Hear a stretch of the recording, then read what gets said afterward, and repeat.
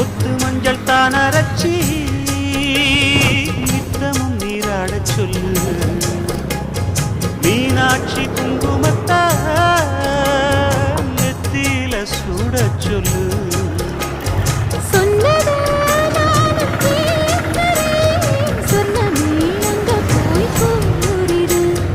அஞ்சல மாலை போடுறேன் அன்னத்தின் காதுல ஓதிடு.